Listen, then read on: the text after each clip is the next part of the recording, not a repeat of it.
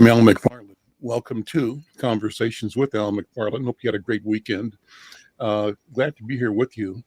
Monday, we talk about community, about civic engagement, and we invite you to be part of the conversation. I'm here with my cohorts, my friends, and co-collaborators, Diana Hawkins and Dee Phillips with the Hawthorne Neighborhood Council. And today we're joined by Brother Hassan Quay. Right or not right, but you can make sure I'm pronouncing it properly. But first of all, Diana, how are you? And Dee, how are you? Well, happy Valentine's Day, everybody. Nice day. It's a nice day, but sad to say, it's here again. This violence and this killing. I just not long ago up by my house, man got a gun and whew, and these highways. I don't know these highways, but I'm glad the state patrol is going to be doing some patrolling starting tonight, so that gives us something to look forward to. But I'm glad to be here today. Tell me about the incident you're talking about. This happened up on 46 in Lindale not too long ago. There was a guy up there that had a gun. He was up today or yesterday? No, today, just a few minutes ago. He was up at the that Camden bar. Okay. So I'm assuming something may have taken off jumped off in the bar, and it escalated, you know what I mean, to the extent that the police was called and the young man had a gun. He was taken into custody. But yeah, that was just not too long ago. Well. Yeah. Boy. Yeah. Okay, Dee, how are you?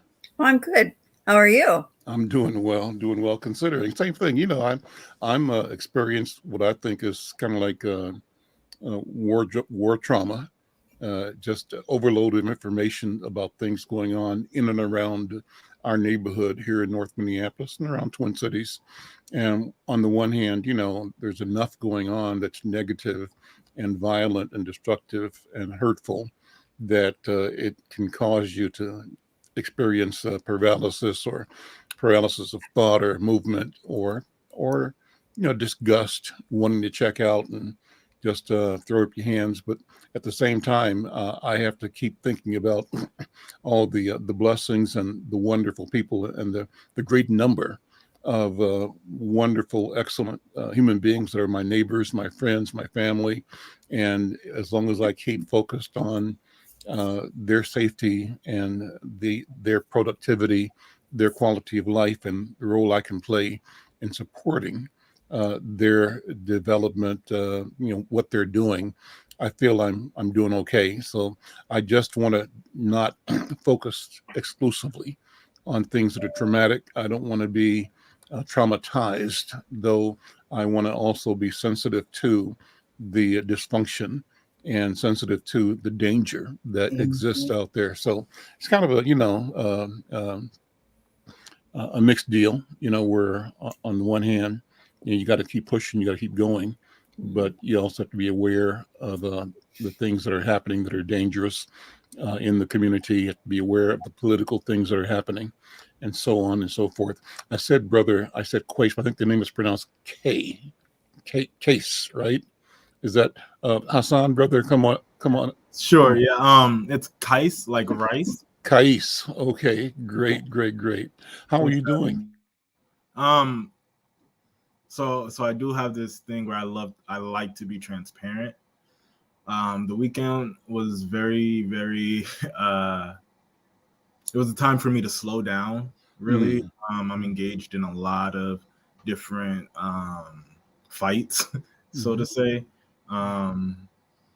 So, with all of what has happened in our community in the last week, and then also being myself an advocate, but also a receiver of community services, and having to go with, battle with this social service runaround. It's been like the weekend was very much needed this weekend for me. I tried to kind of shut down, although I was probably very active still on Facebook. I tried to shut down and just relax. I did an energy bath. Tried to re-synergize or resynchronize with myself. Mm. Okay. So tell me, I haven't met you before. It's my first time meeting you, so I'm glad to meet you and welcome and thank you for being here. Just take a minute and introduce yourself to me and any listeners or viewers. For sure. Well, thanks for having me, Al. Thanks for the invite,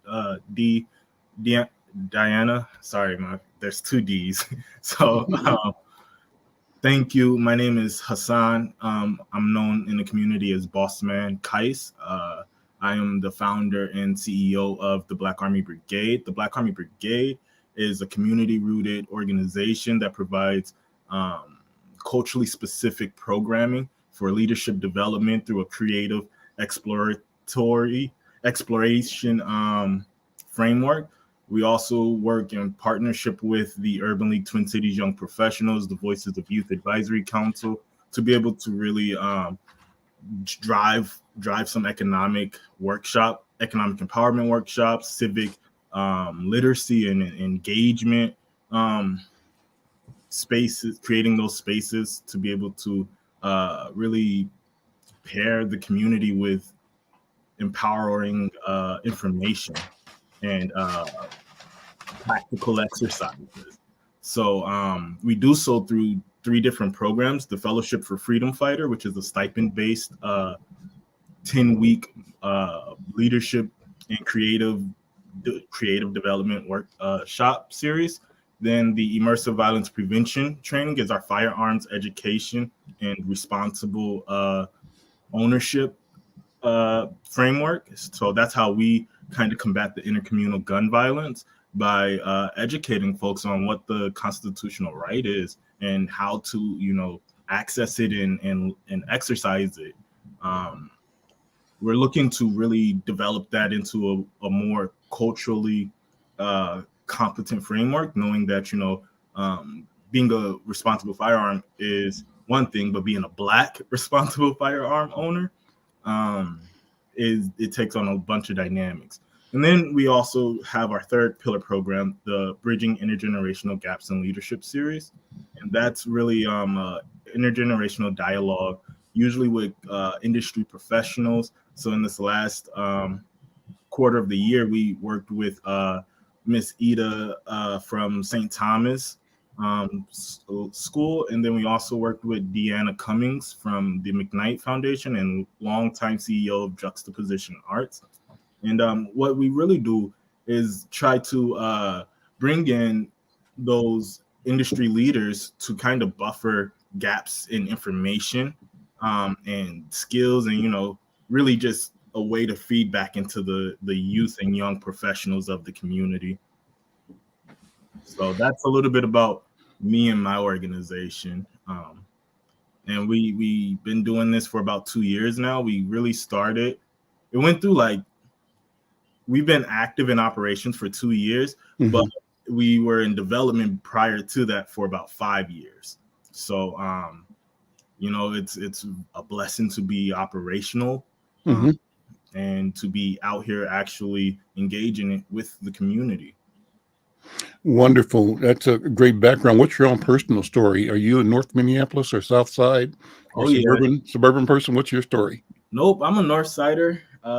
North Side for life. I was born in Robbinsdale, so I was raised in Upper Willard Hay. So that's where I'm from.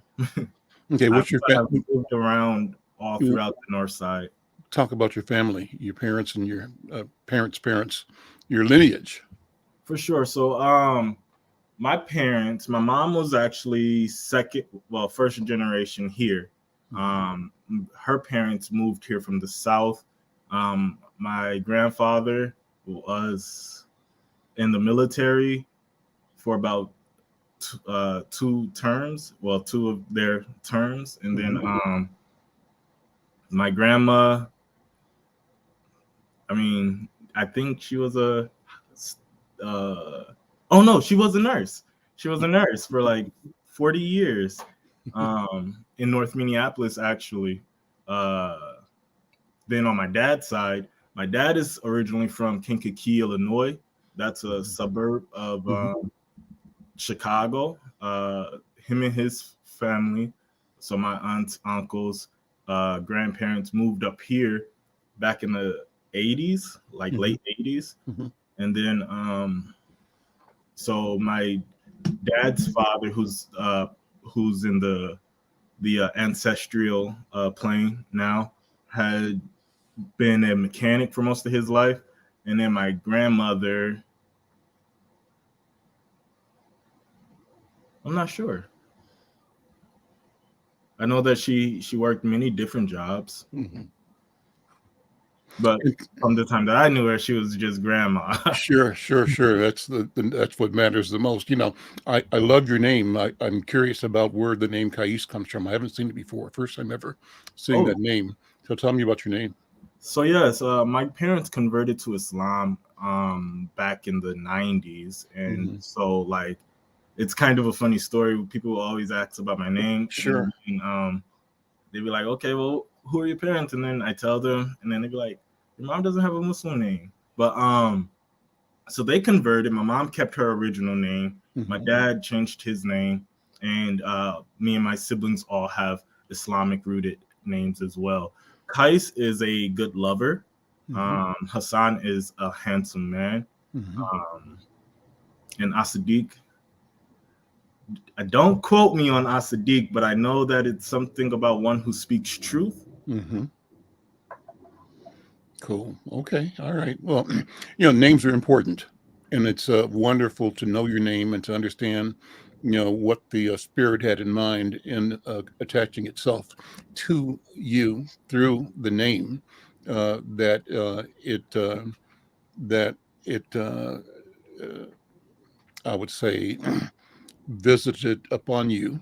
I think names are not accidents. Names are very intentional, obviously intentional from the parents, intentional from the parents who change their names, or even if they don't change the names. I think the names have a quality of spirituality and intentionality, even if the person who's doing the naming doesn't know it. And so I Mhm. think that for a person to contemplate the historicity, the meaning, the feeling, the sound of a name is important. It sounds like you're doing that, And unlike everybody else, when I saw the name Hassan Kais, I said, "Where is he from?" I'm presuming that you're probably Somali or something like that. And you've just answered my question, and it's a wonderful answer. I'm so glad to meet you, and I'm glad to hear this story. And I wonder how that curiosity that I have plays out in your life as a child and growing up to present yourself as Hassan Kais. Am I saying it right? Kais? Okay. To present yourself as Hassan Kais, you'll get the same reaction that I gave you. And where's the name come from? So, what does it allow you to do? What does it allow you to do in terms of access, in terms of Right. educating, in Like, terms of broadening people's understanding of the phenomenal possibilities in creation? Where am I coming from? So you could ask me, uh, Al McFarlane, uh, how did you get to be a McFarlane? Because you're obviously an African, and there aren't that many Africans in Ireland that I know of. And so, how does your name get to be so? And I think that's always a fair question. And it's something that I consider and contemplate and discuss all the time. And that's a sense of, where the name came from, what it means, how I acquired it, how it acquired me, right? And then what I'm able to do with it and through it in the world. What do you mean? Um, um, so, uh, there's a narrative, a story, just like the one you just told me, that goes with my name, that talks about my dad and his dad and his dad, and talks about my mom and her mom, and their ancestors. And so, to the degree that we become, I think, aware, conscious, and intentional in understanding the ancestors always are with us, and that we, as we walk and talk right now, we are both surrounded and guided, and supported. I think in part applauded, uh, and we are knowledgeable of the ancestors through intuition. But I think we can develop an awareness that is even more intentional and therefore more powerful. So that's a long soliloquy, a long story, but it's a good one. And thank you for giving me the chance to bring that up. So tell me, so you can react to that. What Yeah, does name mean to you, and how has it afforded you the chance to walk through for life sure. so far? For sure. So, having my name, kind of, it when I sign up for things, it kind of brings a sense of diversity to Hmm. certain things. Hmm. So I always like to say I have 5 major identities. I'm Black, I'm Muslim, I'm part of the LGBTQ community. Um, I'm self-identifying man, so what they call a cisgendered, um, and I'm American. And with those 5 identities, all being encompassed in one body, Hmm. um, I see access kind of differently. So there's certain say I'm trying to think of a good specific example, but what Hmm. I'll do is I'll kind of generalize the theme. Sure, sure. So like signing up for stuff, sometimes it might get me I feel like sometimes having the name kind of gets me a little bit of awareness because it's super different than like say the normal Hmm. everyday names that might sign up for something. Then you see this and it's like, oh, now when I get an opportunity to talk to you and you see that, oh, he looks very like not the traditional person that comes to mind when I'm hearing or reading this name. Hmm. Huh. Now I'm able to leave a little bit more of an impression Hmm. because not only do I have your attention by just having a different name, now when I start to speak to you and give you the context behind the name and the character of the person who is me, now I'm I think that gives me an advantage in some areas, Hmm. um, some spaces. I think that also leaning heavily on those other identity markers while advocating kind of brings different like perspective. I remember one time I was at the state legislature and I was testifying with Prepare and Prosper, and they called out my name. And when I walked over to the chair, like I was observant, and like some people were looking down. I'm not sure if they were actually looking at the paper for my name, Hmm. looking up, Hmm. but like it was obvious that they were not expecting who they Hmm. received. Hmm. Um, so those are a couple ways that I think that not only having a name and understanding your name, but also knowing yourself. Hmm. I think those all help me. Hmm. So let me take this another level. I do this. I'm having fun with this conversation, so you can tell me stop asking questions whenever you want to. I ask some people, to uh, respond to the question of who are you? What is your mission? So, why are you here? Why are you on the planet right now? For sure. Give me just a second. Um, who am I? And the question is said with respect and with an Yep, expectation that you're going to deal with it. for sure. Mhm. So I would say my mission for life is to improve the socioeconomic conditions of the Black American family through programming that promotes and supports positive youth development, social justice, and cooperative economics initiatives. Um, how does that relate to me, right? Oh, sorry.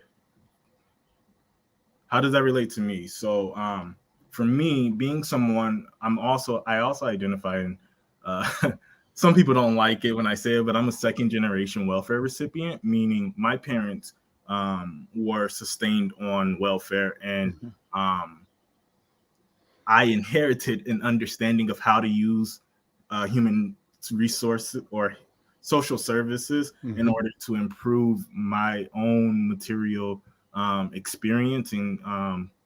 So what I've done is I've went through a lot of experiences. I've been in a few fellowships, Wilder Institution, Congressional Advocacy Program with the National Urban League. I'm also a part of many different cooperatives of young professionals. And what that allows me is, one, access to different experiences, different skills in people, connecting them with different people who also might have either interest, a need, or something to do with that other person.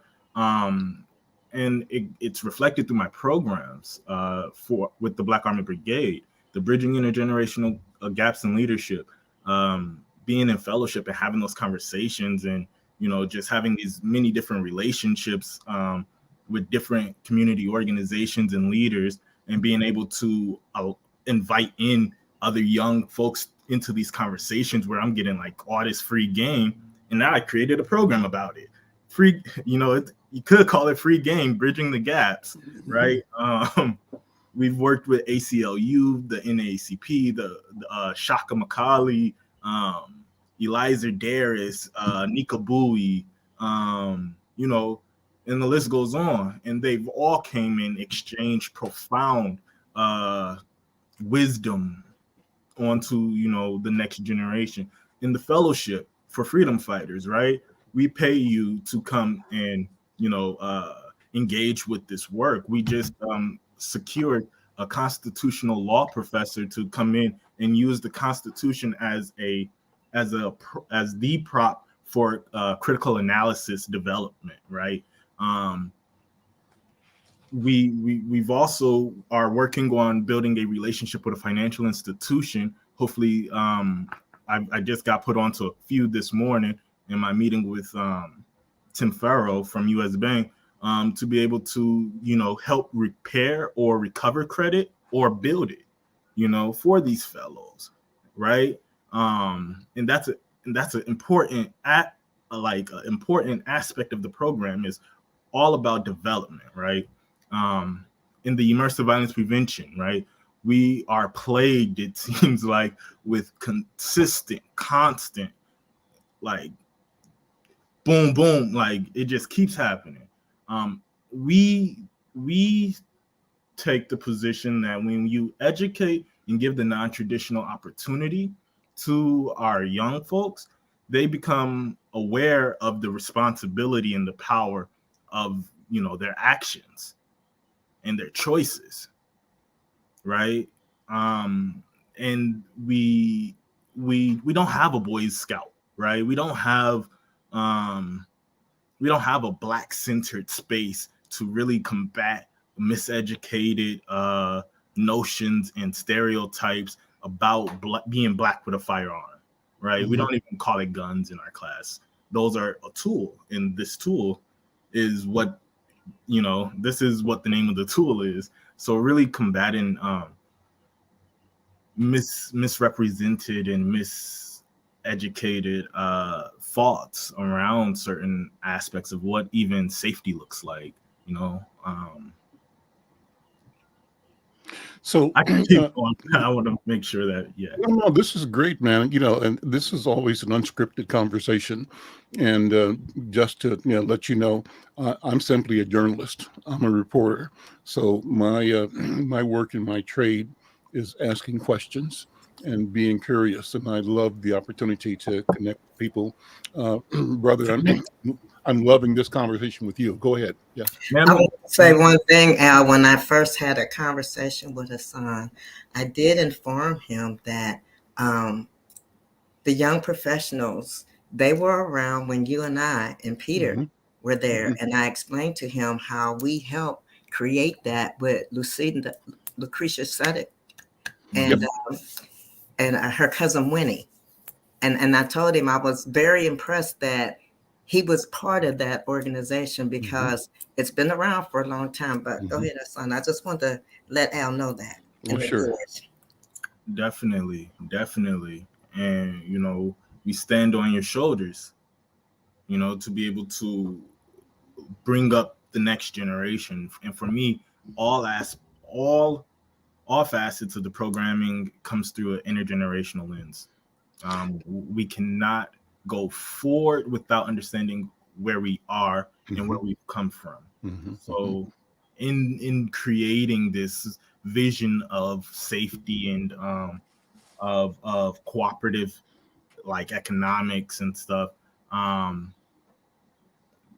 we think that it's important to support the education of our young folks. We're very serious about it, so serious that we are developing a scholarship fund for North Minneapolis residents and students who are aspiring to go to a HBCU and do a social service major. We have a lot of money for STEMs and stuff, but no one really, provides specific scholarships in Minneapolis for, those program focuses. So, yeah, I wanted to shamelessly plug that in, and then Okay, also that's great. talk about BCLA, because we also think continuing that education is part of our duty and obligation as a community stewards, right? So what we've done last year with Black Army Brigade was we formed this new model of protest called the Black Communal Legislative Assembly. Sorry, I do live downtown. You might hear the Sure. No, we hear that's okay. It creates a certain ambience, right? So it makes this cinema verite, as they say it, right? Right. I'm gonna wait till they pass. Yeah. Where are you downtown roughly? I live right across from Nicollet Diner. Okay. Yeah. Okay. So the fire station is literally my backyard. Got it. But so the BCLA, the Black Communal Legislative Assembly, was a protest that we initiated last year. And what it is, it's really a replica. It's a replicated simulation, or not simulation, a replicated exercise of the state legislature, right? And we use this proposal called community-inspired resolutions to be able to develop a point plan for reparations and what that actually looks like. And we cover 5 main buckets: access and holistic healthcare, equity in education, economic development opportunities, authentic political representation, and then infrastructure to be able to carry out all of those other things. So using those 5 buckets, we formed this protest, and we're going to repeat it this year, this time in partnership and collaboration with the Juneteenth Planning Committee over at Phyllis Wheatley, to be able to do a second part of it, because we had really ambitious goals that sadly we did not meet, of having 150 community inspired resolutions. So continuing to complete that mission, we are now expanding and establishing more intentional partnerships and connections with different community organizations to really carry this through. And then at the end of it, we are going to kind of jacket it, put it in the city, in the county, and in the state legislative representatives' hands. Like, these are what the community members are suggesting and recommending for resolutions to the multifaceted issues that we are plagued with. I'm curious about the name. Where did the name Black Army Brigade come from? And what's the meaning of the name? What's the intent of the name? Why that name?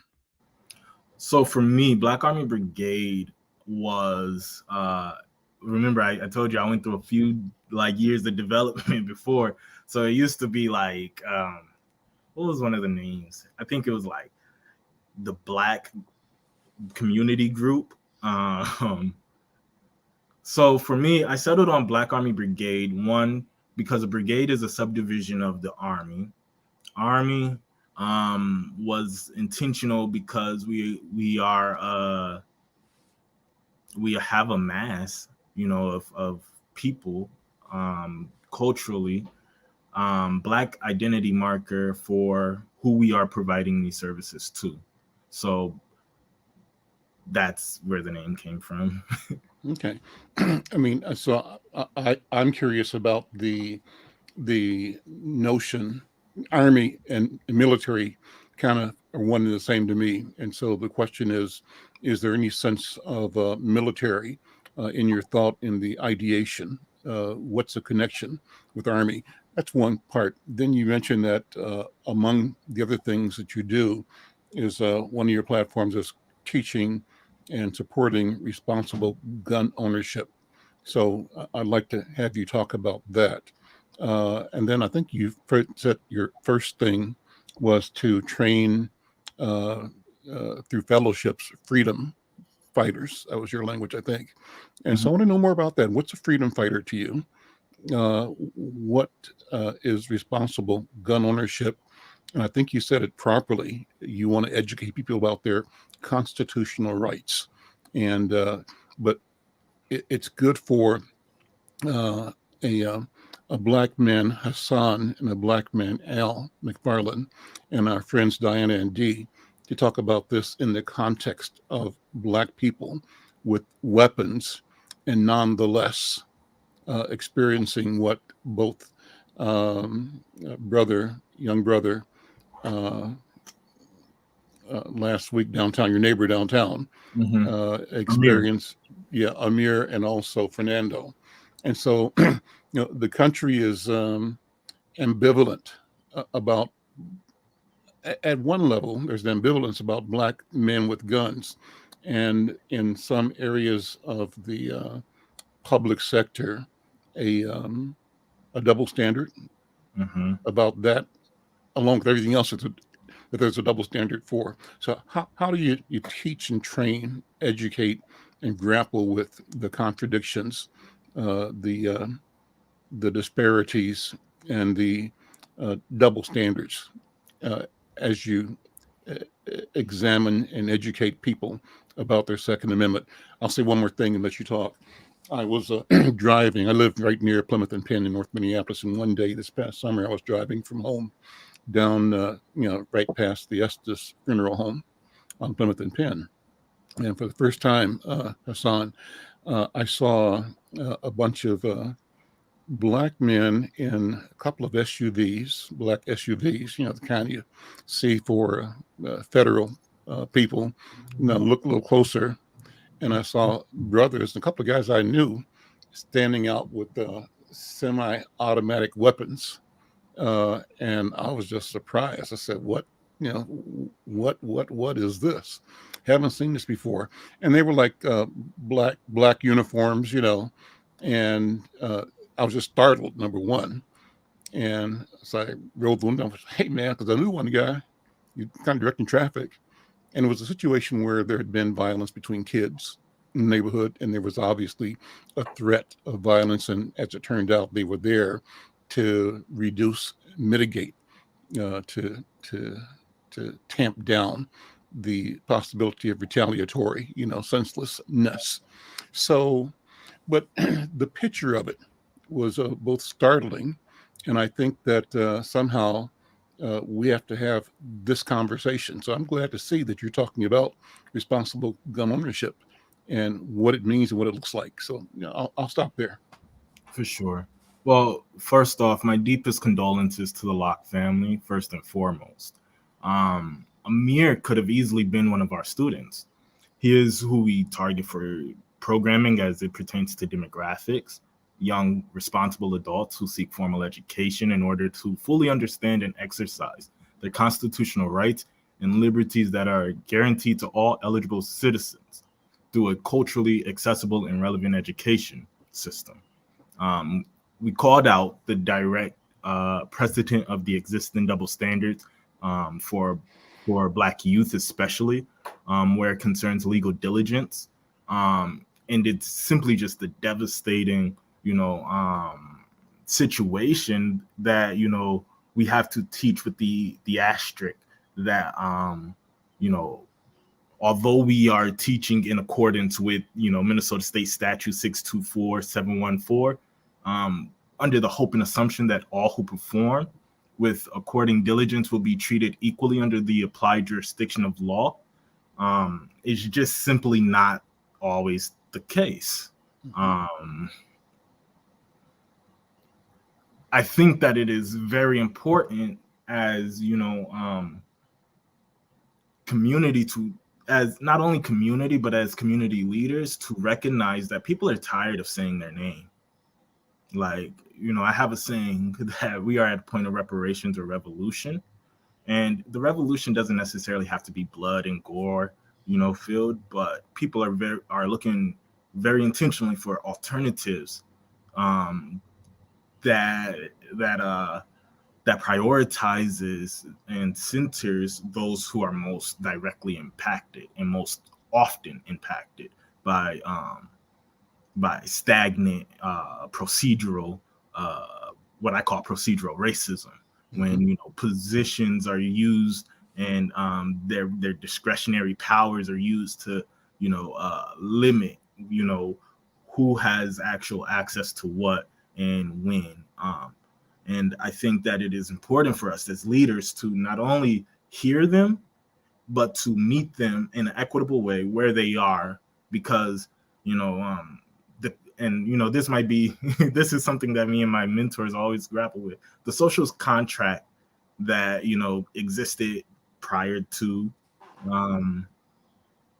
George Floyd, and before that, because my cousin Jamar Philando. Jamar is your cousin? Yes. Jamar Clark is your cousin? Okay. Yes. We are like crying out. We're weeping. We're exhausted. And the social contract of yesterday is not the social contract of today. And I think that it is important that, like, if we're not, and I highly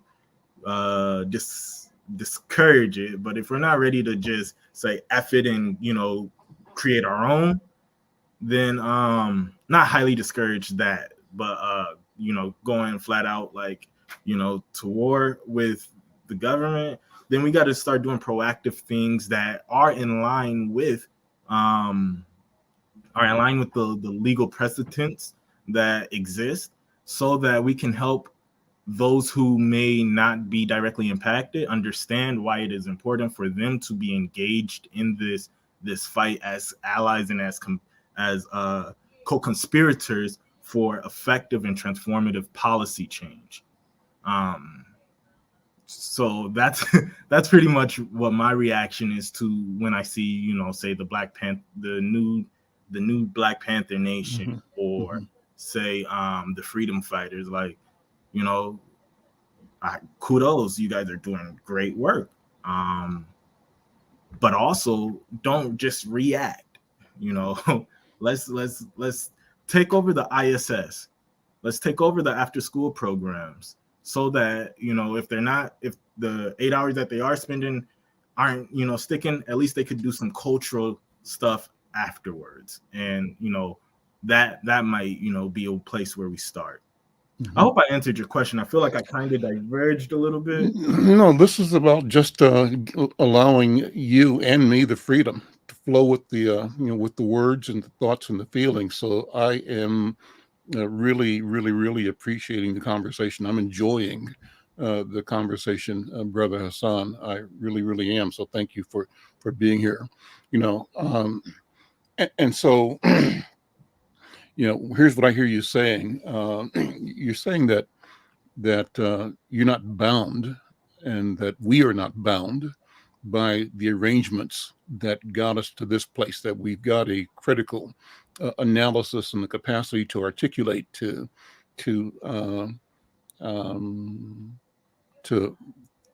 provide analysis of the failure, of the insufficiency, and of the institutional character of the previous and existing agreement, social contract, that is inherently antithetical to our humanity. Yes. And you are comfortable with saying so and not equivocating about it. And you are comfortable with saying that you don't feel an obligation to soft pedal it, to make it palatable to anybody, that if somebody is uncomfortable, so be it, because you are pointing out the generations of discomfort and uncomfortableness and meanness and terror that our people Terror. have experienced, right? And so you're naming it. And so because you're naming it, you are saying, I believe, that the new contract is one that involves everybody understanding that we are all co-creating the future. We are co-authoring the future for humanity. It's not simply a North Minneapolis deal or a Minnesota deal. Really, at the end of the day, it's not a U.S. deal, though we are in the U.S. This has to do with humankind, and that by extension, it has to do with how humans relate to the water, the air, right? The plant life, the animal life on the planet, and it has to do with our overall awareness and understanding of the interconnectedness of all that exists, and that it allows us to approach that from and with an awareness of legacy, of history, of even ancient antiquity, as both a teaching, but as something that has never left us. We've either been hidden from it or it's hidden from us, but we are discovering the origin and the confidence of what it means to be who we are. And we are, as we proceed, more able to share with each other how we defend our humanity. And we know that in defending it, in our search for liberty, freedom, we approach that with an intent that we can't be free until every other human being is free as well. And so the freedom that we are fighting for, this is what I'm taking from you, is a freedom that acknowledges the divinity of every human being and acknowledges the interdependence between sentient and non-sentient beings, between all of the things that exist. So that's kind of the vibe I'm getting. Am I talking Yes. to you? Yeah. Yes. Mhm. When we go to the state, I need you to come as my translator. Well, listen. Yeah, I know that you're on the right track, and I think it's important to have. I mean, what you're saying it so well. I'm going to applaud you first of all. So let me go back a couple of things. Talk about your training. What's been your process? You mentioned that you've learned to work the system. You've second generation. You said people who are on welfare. That's cool. I mean, I know you. I mean, it's probably true. It is true because you said it's true, but it's not that simple. And the meaning that you're saying, I believe, Hassan, is that again, it's a question of awareness, consciousness, and intentionality, that your family, like all of our families, has discovered ways to not only survive but thrive in incredible situations, undaunted, and confident that whatever was required, we were capable of, right? And that there was an intent of what's the right word for it? Um, well, it'll come to me, but you see the direction. I'm acknowledging that Definitely. I want to take away from anybody that says, oh, they were on welfare, and then let's judge them, because Mhm. that's not what you're saying. No. You're saying how smart we are, and how adept we are, and how clear we are, that and how we deserve, to have the resources we need, and even when they're denied, or when they're clothed in stigma, we don't let that stop us. We we don't die, we multiply. I don't know if you heard that before. That's Bebe's Kids, right? Is that Bebe's Kids? Diana, you might not know what that is, Hassan. I thought I heard But Jay. Diana would know from Robin Harris, the the comedian, talked about Bebe's Kids, and they said, we don't die, we multiply. But that's a spirit of resistance. That is the spirit of the freedom fight. So go ahead, Hassan. Yeah, it's definitely all of that. And speaking about just being the welfare, so I'm very transparent. I'm Boss Man Kais. Boss Man Kais needs help sometimes, just like everybody. My thing with the second, so I'm nearing kind of like what they determine as the exiting age, or transitioning age, but Meaning 26. no, I'm 25. I'll be 25 in May. Okay. Inshallah. Being tokenized in I'll use youth serving transitional housing agencies, for example. Being tokenized on youth councils, being placed in symbolic positions, but having no real impact or influence over policy and stuff like that, right? So in my experience, I've been tokenized, and I've been retaliated against for speaking out and calling directly, because if you're getting welfare, they want you to just get the welfare and be quiet, not tell them what kind of support you need. They want you to fit into like this cookie cutter, right? And I challenged them on their mission that said, we provide equitable access to opportunities. And my opportunity looks like, a home ownership readiness journey, or a entrepreneurial journey. And they wanted me to, one, to not advocate for an independent contract when positioned on these youth boards and youth councils, and to be okay being paid $12.50 an hour for like 2 hours of work on a monthly schedule, right? I said no. You want me to revisit my trauma that brought me into this benefit or service, and you want to compensate me with $24 a month?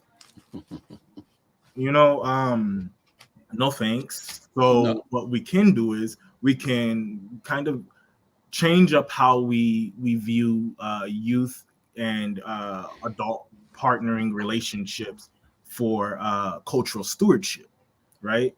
How are we taking care of the most vulnerable community members? Because although I'm eligible, I'm also very, very resourceful as well. So how do we let me back up. As Al said, this is unscripted. Yeah.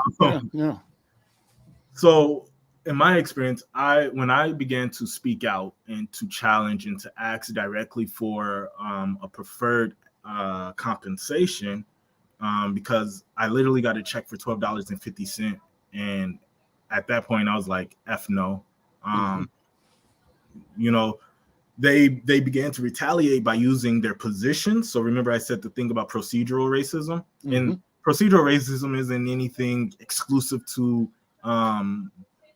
white-bodied individuals. Procedural racism can be, that program manager, program director who's only, marketing their products and services to a certain demographic because that's who they want to work with, or a certain segment of community.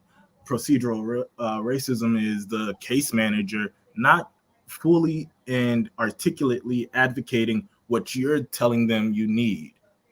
So therefore, there's some type of miscommunication in the line all the way up to the program director, who then is now surprised when you reached out to them directly because the caseworker isn't advocating and articulating what you're saying. Then as the CEO and or anything in between, those discretionary powers, I was recently in a situation where, like, until I brought in a bunch of other peer leaders into this community, into this conversation, I was being ignored. I was being ready to be exited. I'm not sure if you guys are on my Facebook, but I'm like, I just got an eviction letter because of the things that I've been complaining about the last 2 months. They started the exiting process way earlier while my application was still being pending, which was unethical. They notified my property manager that they intended on, exiting me out on certain date. That day came and they didn't, provide the subsidy. So now I'm, racking up these what I call incompetencies for housing, and that's counter to what the program is actually about. You're supposed to be helping folks to exit their crisis, not to put them back into the situation, right? It's not to say, because I do understand that there's a sense of entitlement undertone, but I think that for me, it's not necessarily about the feeling entitled, but like knowing that I'm articulate, and there's a lot of other young folks who actually come to me to tell me these other stories because they know that I'm going to advocate, and I'm not afraid to call out, so to say, agencies and individuals who use their position to harm, the development and the access to, transformative opportunities for our young folks. That's why I sit on these youth advisory councils and action boards. That's why I create the programs to be the alternative or non-traditional option. Let me send a note to one of our viewers on YouTube, Promiscuous Time Traveler. Thanks for tuning in. She or he, I'm not sure which, writes, where else do you stream this? Because I feel I'm the only one hanging out on YouTube. We're on Black Press USA Facebook. We're on Inside News Facebook page. And we're on Black Press USA YouTube channel. Thank you, Promiscuous Time Traveler, for watching and hanging out with us. We're looking for help. We want to grow the audience for this. We think that these conversations are important. They're real. You can tell I'm having fun with the conversation. I hope young brother Boss Man is having fun. And appreciate the energy, the feeling, and the questions and comments that come from my colleagues, Diana and Dee. And I think that just ordinary folks talking the way we're talking is critically important, having the freedom and the confidence in ourselves and each other to invite each other to speak to the mission.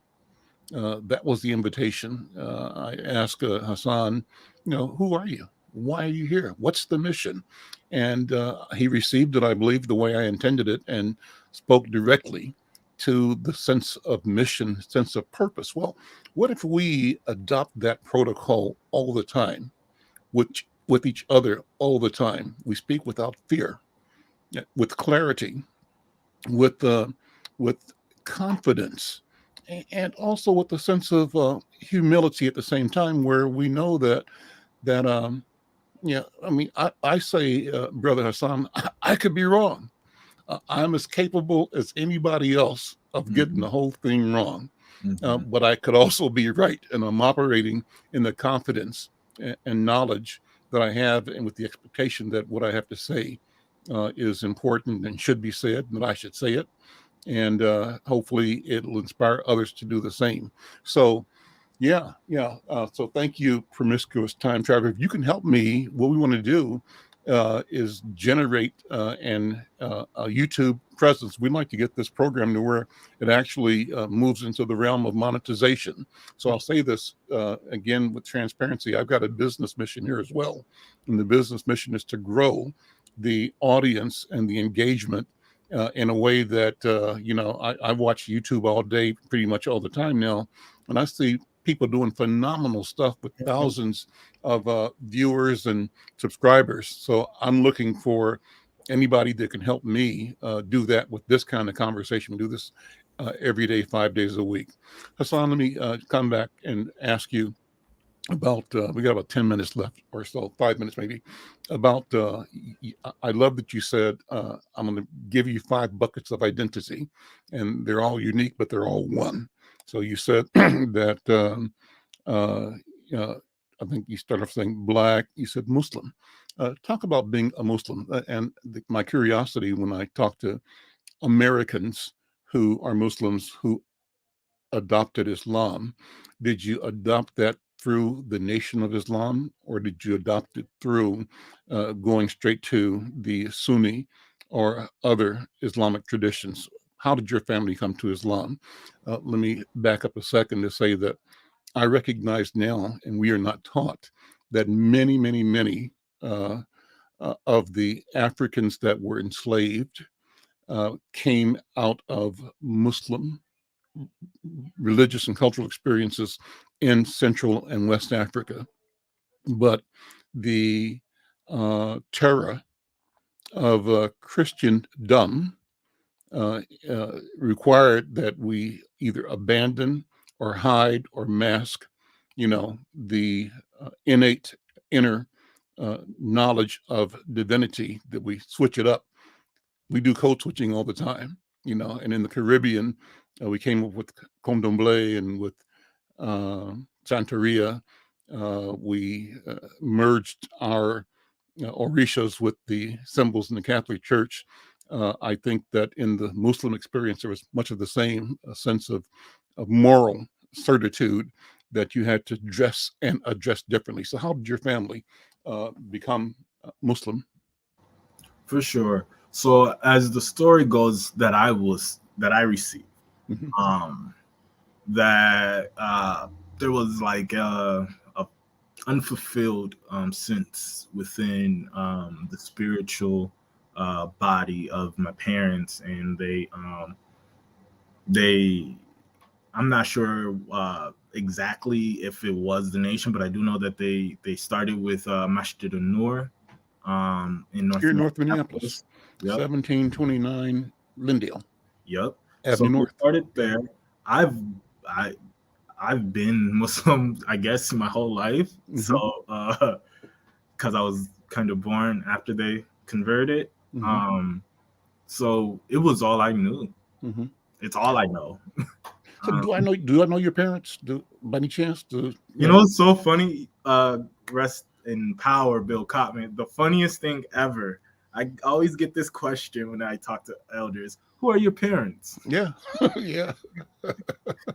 Um, Who are your parents? so Abu Bakr As-Siddiq and Julie Gartrell. Julie graduated North.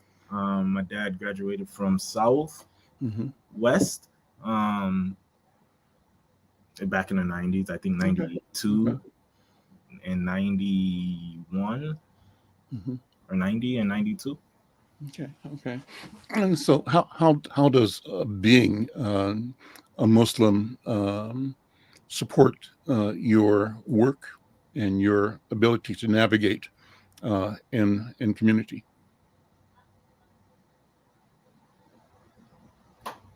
What does your religion bring to you in terms of either thinking or attitude or approach, or the weighing of what life is about, what community is about?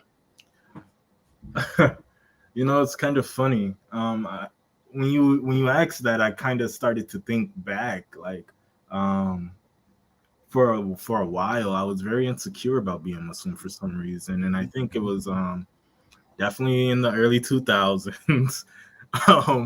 As a kid, because everything that was going on and how the Islamic faith and its representatives were being spoken about and shown to the American cities populace. But since then, I think that it's given me courage. I have strong faith and strong conviction. Now, I would say that I'm not a traditional Muslim. Like I'm a very Americanized Muslim, and what that might look like is like, although I do make my intentions and I do my prayers, I might not like go to the mosque 5 times a day to do that. But I still make my intentions and I still have my space. I think that how it supports me in community is that one, it just gives me openness. I think Islam is all about being open. From my understanding and how I experienced it. It's about openness. It's about understanding that something you said earlier is that I could be completely wrong. At any given time. And that nothing necessarily is for certain until it's certain. So that those thought foundations, treating each other how I want to be treated. So we're out of time, but listen, this has been a wonderful conversation. I was going to ask you, and I'll ask you later. I want you to come back and do this again, but I want you to bring some more of the Army. Sure. I'm interested in broadening the conversation, and I think this platform is a platform that hopefully will be of value to you. You were talking about one of the buckets is your GLBT. You also had a bucket of man cisgender, I think, and you also talked about being an American. So I want to explore all of those, how those all create the synthesis in a human being that is that you are in community. So listen, I want to close by thanking you, encouraging you. I want to close by applauding you, telling you that I'm so impressed with you by what you say and how you say it, and the clarity that you bring to what you're doing in the world and what you want for humanity and for our community. And so I'm leaving you with a salute and a blessing, encouraging you to go forward, to don't back up, don't stop. So I want to meet some of your colleagues, and I want to have this conversation and make it a rich conversation. And so I'm going to ask you to take responsibility for making it happen. For sure, I definitely will. Diana, thank you so much. Dee, thank you so much. Dee, Diana, comments, just impressions, thoughts.